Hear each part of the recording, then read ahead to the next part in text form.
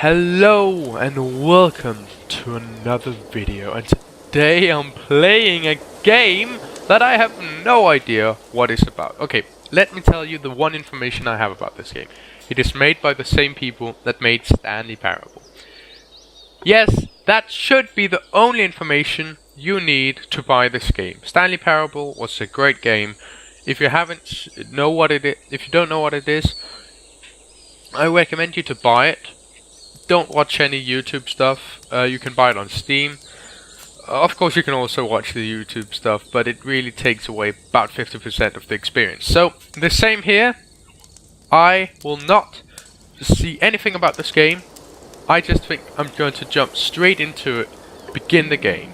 Very excited here. I have some popcorn. Yeah, audio is on. Loud and clear. Some ocean shit. Okay. Ocean sound. Hi there. Thank you very much for playing The Beginner's Guide. What? My name is Davey Reedon. I wrote The Stanley Parable, and while that game tells a pretty absurd story, today I'm going to tell you about a series of events that happened between 2008 and 2011. We're going to look at the games made by a friend of mine named Coda. Now, these games mean a lot to me. I met Coda in early 2009 at a time when I was really struggling with some personal stuff, and his work pointed me in a very powerful direction. I found it to be a good reference point for the kinds of creative works that I wanted to make. So just to start you off, this is, I think, the first game he ever made. What? It's a level for Counter-Strike. You can walk around here, by the way. And mostly it's just Coda learning the basics of building a 3D environment. But what I like is that even though he starts from the simple aesthetic of a desert town, he then scatters these colorful abstract blobs and impossible floating crates around the level. And of course, it destroys the illusion that this actually is a desert town, and instead this level becomes a kind of calling card from its creator. It's like a reminder that this video game was constructed by a real person. And it kind of makes you wonder, what was going through his head as he was building this? Yeah. This is what I like about all of Coda's games. I mean, not that they're all fascinating as games, but they are all going to give us access to their creator. I want us to see past the games themselves. I want to get to know who this human being really is. And that's exactly what we're going to do here. So, it's 2008. Oh my god. Coda starts making these games, and he never releases any of them. He doesn't put them onto the internet, he just makes them and then immediately abandons them, and they sit on his computer forever. And I think he really understood this image of himself as a recluse. At one point, he jokingly renamed his computer's recycling bin to Important Games Folder. So, you know, this was just how he worked. Oh my god, this is the greatest game I've ever played. Without even really pausing to try to understand what he had just made, until suddenly one day, he just stopped. In 2011, that was it. He made his last game, and then he hasn't made another one since. No! And that's why I've taken this opportunity to gather all of his work together, is because I find his games powerful and interesting, and I'd like this collection to reach him, to maybe encourage him to start creating again. It isn't that powerful. And if the people like you who play this also happen to find his work interesting, then I'm sure it'll just send that much stronger of a message of encouragement to Coda. So thanks for joining me on this. If you have a particular interpretation that I haven't mentioned here, or if you just need to get in touch, you can email me at daveywreden@gmail.com. Okay, that's about it for introduction. Let's take a look at Coda's first proper game. As each game is loading, I'll show you the date that it was completed. This first one was made in November 2008. Nice. You should make more games. Okay, I approve of that. Make more games, Coda. Coda? That's awesome. Oh, I can barely fit through that. What? Machine's active. What? Can I shoot? I can! This game is called Escape from Whisper, and it's one of the more generic games you'll see from Coda. Oh, fuck! No, don't! Anything after me? I think there's something after me. Let's just run, okay? Not enough time. to... Fuck! Run! It kinda looks like this game was abandoned mid-development. For instance, you have this gun, which you'd think would indicate that there are supposed to be monsters or enemies somewhere, but then clearly there are no enemies anywhere. There is? You can't even reload the gun when you run out of bullets. But ultimately we don't really know. Maybe Coda thought that actually it was complete the way that it is. And I think that we should talk about his games for what they are, rather than for what they're not. Enemy force neutralized. Begin initiated activation. Run.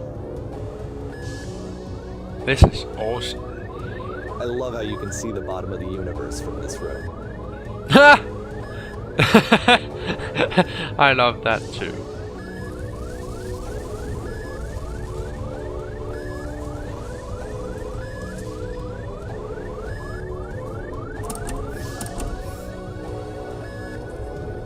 Wait, there's something secret here. Nope. Apparently this space station has a labyrinth on it. Sure, I don't know. There's really no reason for it that I've ever been able to discern, so in the interest of time, I'm just gonna skip you on past it. What? Thank you. Okay, this is the part that's interesting. The game has this narrative about the whisper machine and how it has to be turned off, and then you get to the engine room. Popcorn ready. Hey, you there, in the engine room. You could save us all. That beam is powering the whisper machine. We could disrupt it by introducing a great enough heat signature. If you're going to stop the beam. It's so much to ask, but for all of our lives, would you do it? Who voiced that? Yes, I would. Let me pause here for a second. I died. What you just experienced, stepping into the beam and then dying, is probably what Coda had initially intended when he was developing this level. But when he first compiles and plays it, something goes wrong. There's a bug somewhere. And this is what happens instead. What?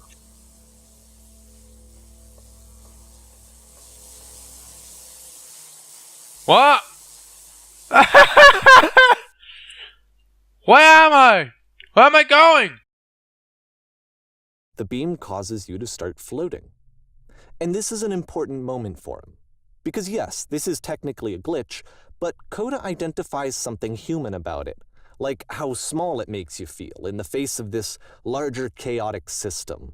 Or this floating could be the afterlife, a peaceful place, juxtaposed against all of the hysteria that you've just had to traverse.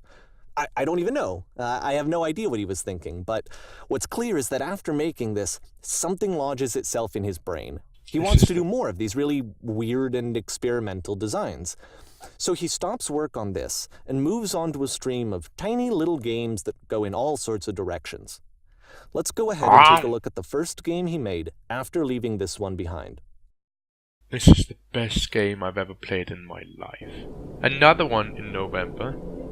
2-8. The past was behind her. I can jump, can't move.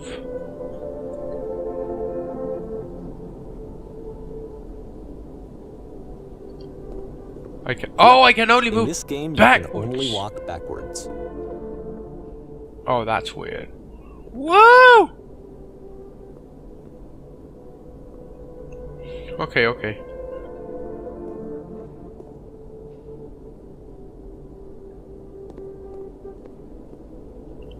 There's light sources. Oh, what?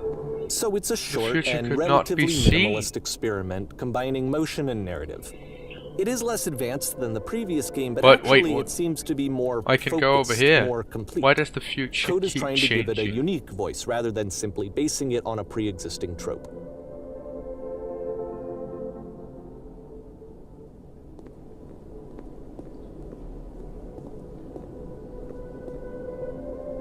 Why is that blurred? Blurred line. When the stops. When she stops and looks, it becomes clearer. Oh, this is some fancy tech shit. Up here. But if the future's always behind her...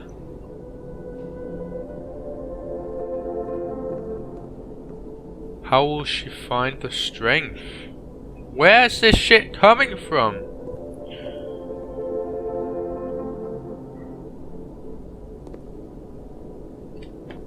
To confront It's a short little thought, it says what it wants to say, and then it ends.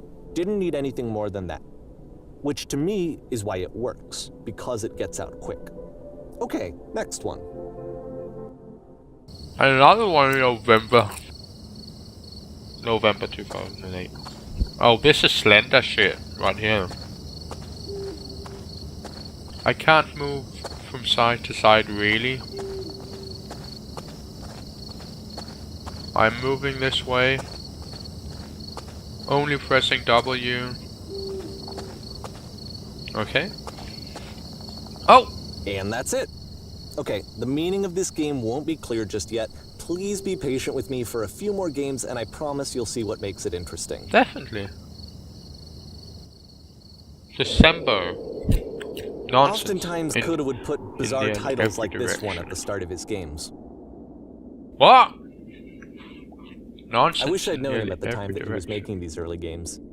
He would really only talk to me about his work as he was making it. Once he stopped work on a game, like, that was it. It was dead to him. And I don't agree with that at all, but what are you gonna do? I can't climb up on the fence.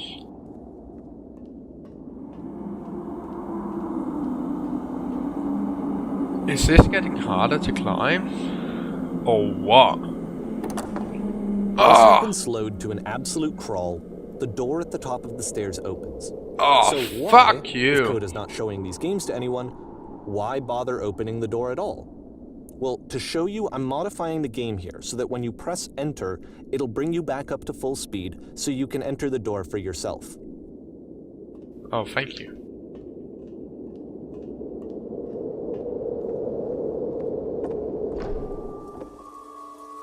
Walk around, talking people down. Whoa! Let's see the lab manual. Live in game instruction. A button you press to stop the chaos. That doesn't work. Yes, a room that's warm and nice you to surrender. And filled with little ideas for games. To beat them.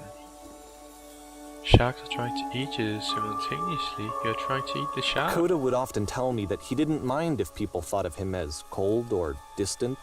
He said that he knew that he was actually a vibrant and compassionate person, but that it takes time to really see that. It can be a very slow climb to get there. Live on a boat, taking orders from the captain. The captain is always wrong. You must address the rally. Oh, fuck! No! No! There was some good shit in there. Ready, set, fish. Not steady. Okay. On. Ow! Ah! I'm eating popcorn. Blowing my nose, you know. Okay. Great game right here, in my opinion, and that is...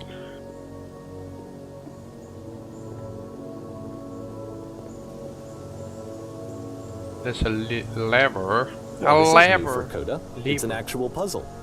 Go ahead and see if you can solve it. Come on. Let's press the goddamn lever.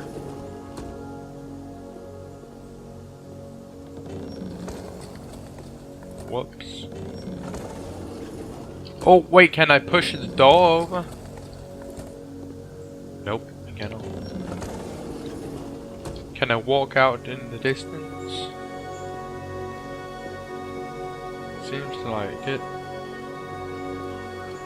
Why is this just black that's right there? I can't solve it!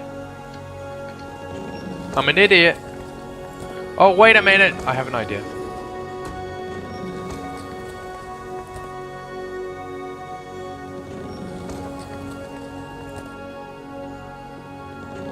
Don't forget that solution, because we're going to see this puzzle again soon. We're going to see it a lot. Okay.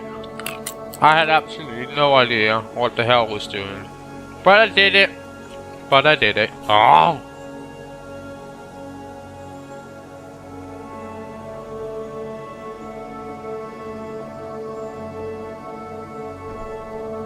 So that seems to be it, right? You walk down a corridor, you solve a puzzle, you get to the end. Simple enough. Alright, now I'm going to modify the game again so that when you press enter, it'll remove all of the walls from this room. Wait, what? There's more! There's a fuckload of shit! How about that? There was more to it than we had any way of knowing. I actually find it funny that this game comes after the Stairs game, since they essentially convey the opposite idea. So, in the Stairs game, a dull exterior concealed a rich interior. And then, in this level, a dull interior hides this fantastic outer world. Either way, I think that the point is the same, is that most of the time you don't get to know what you're missing, or even that you're missing anything. That's not your role as a player. So if your role here is not to understand, then what is it? Play? Again! We are in 2009. You are now exiting. Aha. So, this, combined with the entering game from earlier, tells us that Coda believes his games are connected somehow. It could even be that the Stairs game and the puzzle game are literally connected in between this and the entering game. There's a bigger picture that all of his games are meant to play a role in, some larger meaning that we won't be able to grasp until we've seen all of them. And once we have, we can step back and start to understand what exactly that bigger picture is. March 2009. It's been 2 months. This is going to be some hard work shit. The Great and Lovely Descent.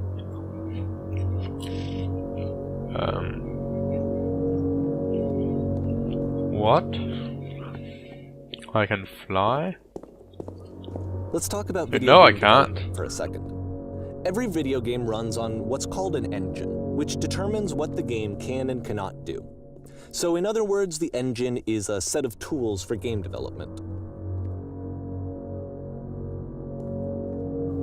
To make all of these games, Coda is using an engine called Source. Like all engines, Source has certain things that it does well, and it has certain things that it does poorly. One of the things that it does very well is boxy linear corridors. That's why so many of Coda's games are set in these large, flat, empty rooms, is just because he's working with what the engine does well. Wow.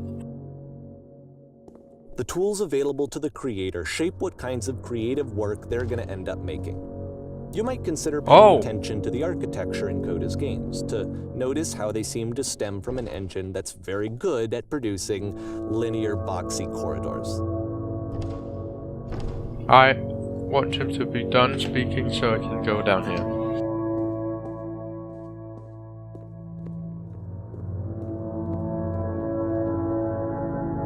This is weird.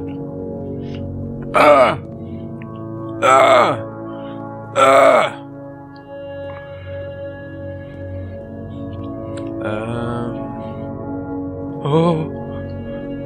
This is some Mirror's Edge shit right here. Don't you fucking dare, son. Jump!